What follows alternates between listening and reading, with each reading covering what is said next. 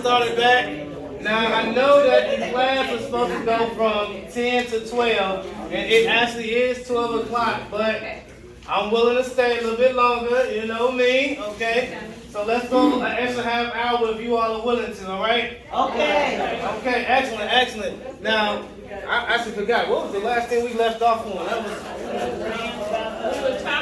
That was the story?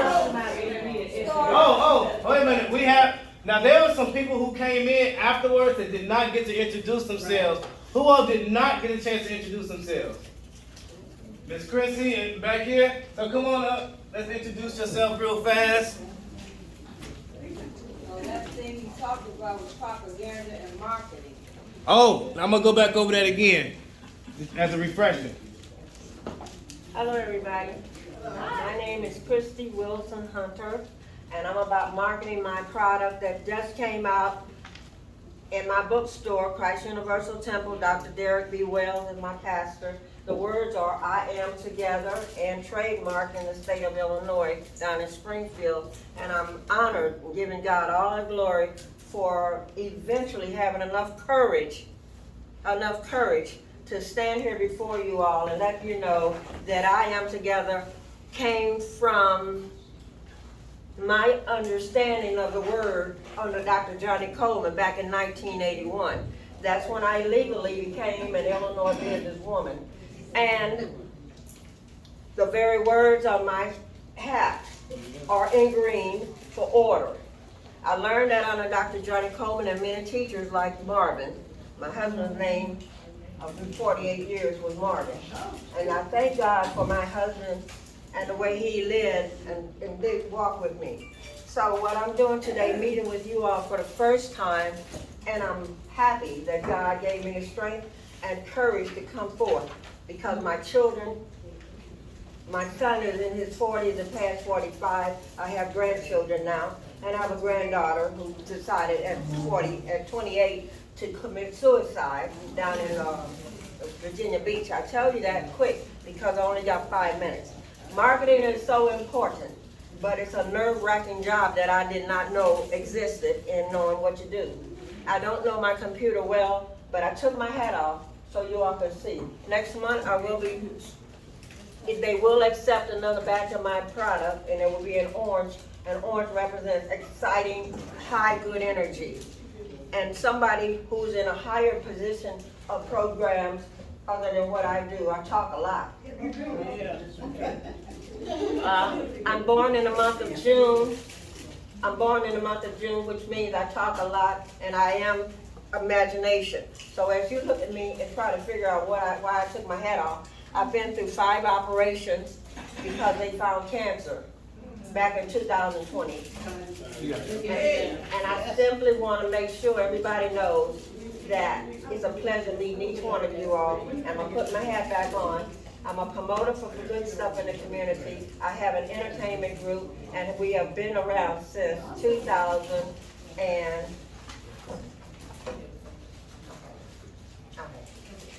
I really appreciate everybody listening, because what I do is a hard job. Thank you, Marty. And what's your name in the back?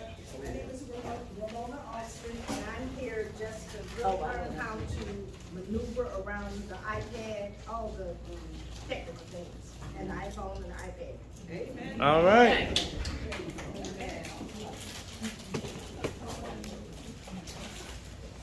Okay, let's continue. So, where we left off was the difference between propaganda and marketing, right? And so, marketing is giving you is letting you know that options are available for you to choose from. So when you market something, you letting people know you exist.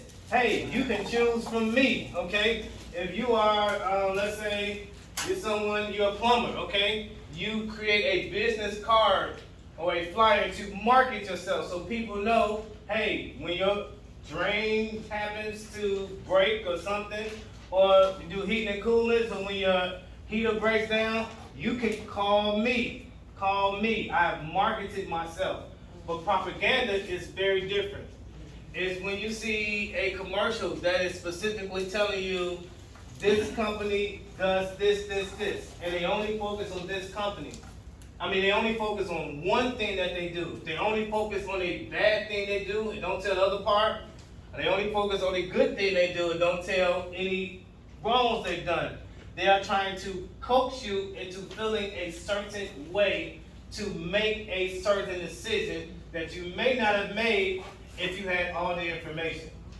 Okay? So to propagandize something is to cut you short of your options so that you are basically forced to take this choice. If you only know A and B exist, you can only choose from A and B, even though there may be A, B, C, D, E, F, G, H, I, J, K. Okay? But marketing is almost the opposite, where they want you to know these options are available because I want you to come to me. Okay? So that's the difference. All right? All right. Any questions on that?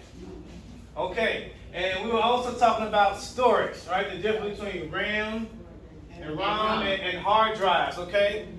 And so a hard drive. Let's talk about a hard drive and what it really is and what it's supposed to do for you, okay? Let's take something basic. I see people here with notebooks, right? And so generally when you have a sheet of paper, right, and you write something on it, say, I want to write a note. Someone told me an address. I'm not going to remember it, so I wrote the address down. But this sheet of paper, later, I want to find it. Because for some reason, when I put down a sheet of paper, it disappears. It does not stay in the same place. I put it down for some reason, okay? So now what we have come to do is, instead of just putting papers down in random places, we store them, right? We put them in a folder, and then we lose our folders. So we say, okay, well, I need to put this folder into something that is heavy, that is not going to move. That is a file cabinet, right? Now this file cabinet has all my folders in it. And that's where we start labeling the files, the folders, A, B, C, all the A's, all the B's, all the C's, right? And so the same idea is with the computer, okay? When you open up a Word document, right, there's this blank document that you can type on. That is the same as a sheet of paper that you write on with your pen. It's the same exact concept. It is a digital sheet of paper. And your pen is your keyboard. Instead of writing your words, you're typing your words. Right? And now, instead of me taking that piece of paper and finding a folder, you create a folder. You click on New, and a folder is created, and you can put as many sheets of paper or as many documents, because that's what it is, into that folder that you want. And now you can file those folders, because you can name that folder anything. Say, these are grandchildren's pictures. These are my documents from gas. These are my banking bills. Paperwork, my statements and things of that nature. Because you're literally taking your physical world and transferring it to a digital world. And so you can literally think that if I have a file cabinet of papers, if I physically scan them on my scanner, now it turns into a digital sheet that I can name and I can pull up anytime I want. And as long as I don't lose my computer, right? Then I can find my files, okay? Now, I can't help you if you lose your computer. That's a whole different story, right? So that means you can show me where I can put these. Yes. These. Absolutely, I mean, yes. I had the same problem trying to locate this resume, right? Yes. So I said, but it's always stored, because one thing about it is in my email is never lost. That's So, right. okay, but then I look, and now I'm on this iPad and not my, laptop, and I finally found it with the others. So all these others, I just put them in there now. Put them in there, yes. I've Yes, never put yes. anything into a file. And that is a part of this class. It's showing you how to create documents, how to create folders. how to save them properly so you can find them later when you search for them. Because you should be able to find all your documents with a few clicks. With a few types of your keyboard, you should be able to find all your important stuff, your bills, your statements, everything. Anything that you have that you can physically see, you can save it on your computer. If you can take a picture of it, it can be a document on your computer. And these days, you can now take this thing, let's say this chair, right? Now you can take your phone and scan and take a picture, walk all the way around it, and it saves a whole 3D image. Save it, and then they got these 3D printers. You can print the chair out again. Did you all know that? Yeah. That's right. This is getting very, very realistic now. Pixel stuff too, though. Hmm? Find Pixel. Yeah, Pixel can do it too. That's right. That would be like. That's right. And that also has to go with, you have 3D technology, but they also have augmented reality. Okay. So you have virtual reality and you have augmented reality. Have you all heard of that word? Augmented reality. No. Yes. So have you all heard of virtual reality? Yes. Okay. So virtual reality, right, is when you put on some glasses or put on this thing on your head and it's tricking your brain into thinking you're somewhere else. Okay, you're in this other world in which you're like, oh my goodness, and you're running to the wall in the physical world, right? But augmented reality is when you're looking through a visual device, but it puts things in your reality. So what these phones can do now is, let's say I want to go to Amazon, right? And I want to, let's say, buy a new table, okay? I can press a button and this thing will scan my room and put the table in my room.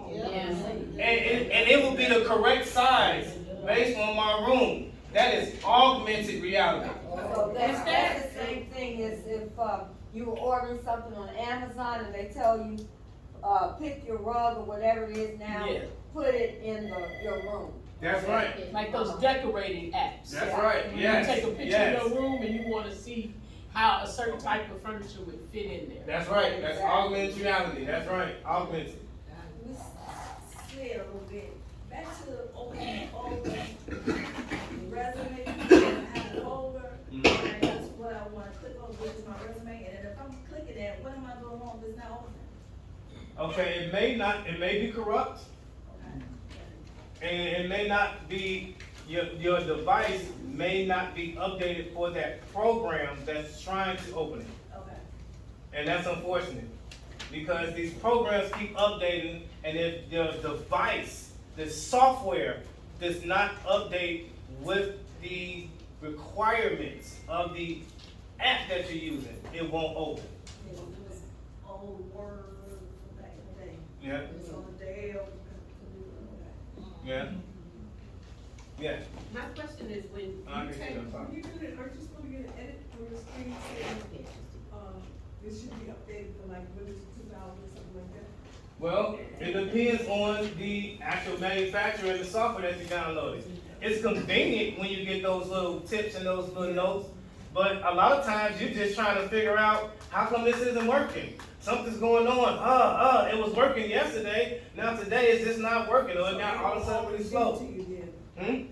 What you said is they will always give you the edit. Correct. Okay. Correct. That's right. And they let you get frustrated. Right. And that frustrated is actually what they want you to get, because now you're so frustrated you'll just spend the money. Go buy a new updated. That's right. Yes. And it's all about sales. Rest assured.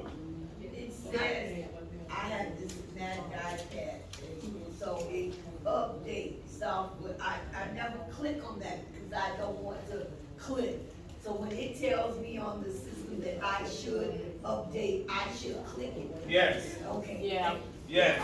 Now, I want to tell you, with these updates, sometimes the updates makes your phone obsolete.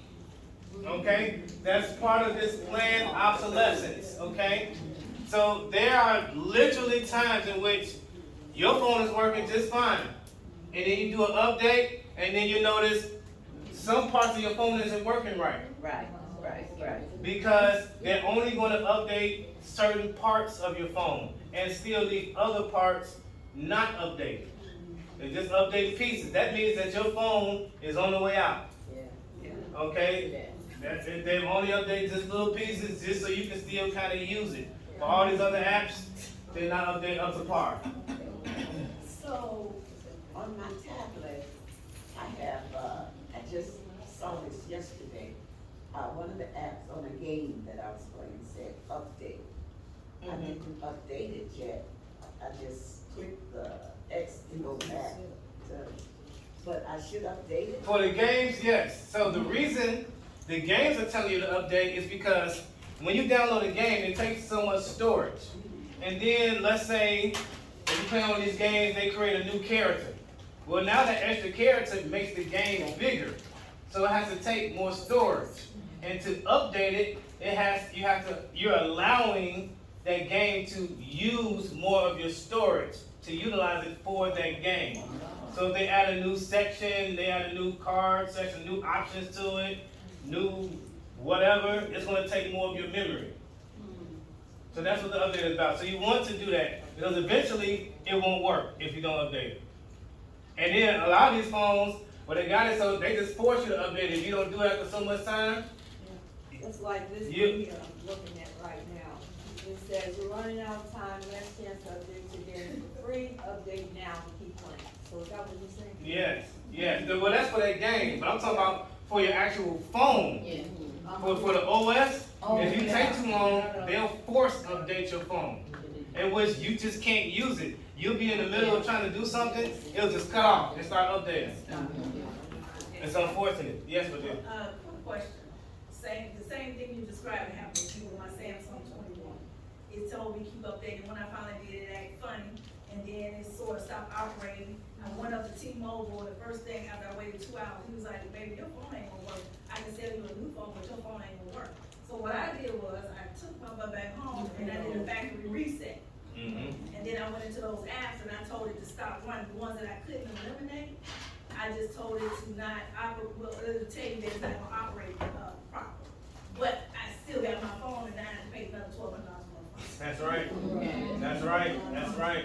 It is. I hate going to school because all they're gonna do is it's just like going to a car dealership. Yes, that's right. Their job is to sell you accessories and phones. But he was blind. It's just, the audacity to tell me nothing else I could do. Instead of just saying, go home and do what I just said, I'm mad, I'm just gonna delete everything and start all over. Well, And I still got the phone. Well, you just have to know that's how they keep their job. Not saying that they lie to keep their job, but their job is to. And I left out with a smile and everything, but I was saying, baby, you know you're wrong. But I say that as a but I know, but you're right, he's a salesman and it's my job to walk on out and find another remedy. Yeah. But yeah, I was just laughing, but after I stood there 2 hours, he said, baby, I can do another way, you need to buy a new phone. And I'm like, it's gotta be another way. So is that my only option is just do a factory reset and call it? Yes. You do a factory. So what's happening? And let me get to you guys. Let me tell you what's happening. When you do the factory reset, you probably know you're just taking it back to a functioning state, because the update is changing things. And if your phone complete operating system is not in the state in which it can take those updates, it's just going to stop working. But if you take it backwards, it still will work in a pre-state. So that's how older phones can still watch YouTube. But it doesn't have the it doesn't look like the updated version of YouTube. Well, I just wanted to share this market with everybody. When my phone messed up, I went to this place called Break I Fix. AT&T won't do it. They will. They'll go a little bit above and beyond. It's called You Break I Fix. Okay.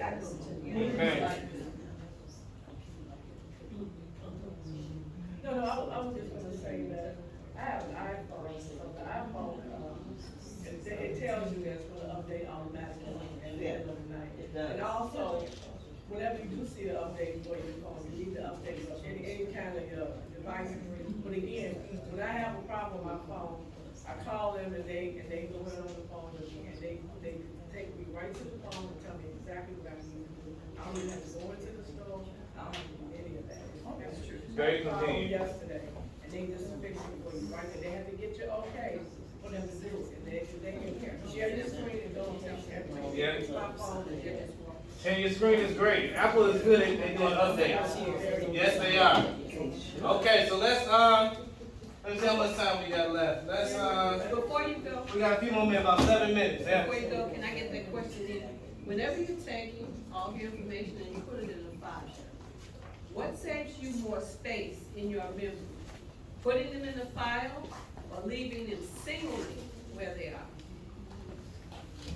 It doesn't matter. It still takes up the same Right. amount of space. What you're doing with the file is you're just organizing. Okay. You know, switching a different spot. But the amount of space that you're taking up is the same. Even when you create a new folder, that folder itself is not actually taking up any space. It's simply an organizer. Yeah. Just to reiterate what you just said, so if I'm on my cell phone and wanna be creative and make these albums, so I can find so and so, it's not taking up more space when I create albums? Correct. Okay. That's to your advantage, to create all these albums and name it what you want to, and this so you can find it easier. So it's not taking up more space, okay? No. So everybody's like, people got iPhones, people got Androids and stuff. I've heard arguments from people that put down folk who don't have iPhones, and people that iPhones put down folk who have Androids. Like one is better than the other. Is one actually better than the other? No, those are selling tactics that are promoted by the companies. That's like you say, well, I got a Mercedes, you got a BMW. It's all about what you want and what fits your lifestyle. They all want to do the basics, right? They all want to make phone calls. They got a calculator on it. They're gonna take pictures. They're gonna do So a it's video just like call. the difference of do you like one kind of car and I like another? Yeah, it's just a company. It's just, do you like Apple? Do you like Samsung? Do you like how? So when you hear people talking, I say trash talking, it's sort of like, you know, like when I bought a Ford, I left the Buick brand, I bought a Ford, and someone said Ford stood for found on the roadside dead. So, I mean, just. Right, exactly. Okay. That's all it means. That's all it means. They're all good products, okay? So, now, the two that are stood out are Android and iPhone. The other operating systems, they didn't work as well, so that they haven't stood out as much. Like Windows and operating system, it's still around, but it has its issues. Android seems to work very well, and iPhone works very well because Apple, they don't sell their products. Everything is in-house. And so they've had that for years back with just their Macs, and that's why they didn't get as many viruses. Okay. Because your Dell computers and everything always got viruses because you were buying your hardware and your software from two completely different people. Okay. But Apple sells the hardware and software. That's why you can generally have less RAM, less storage, and get the same things done with an Apple phone versus an Android.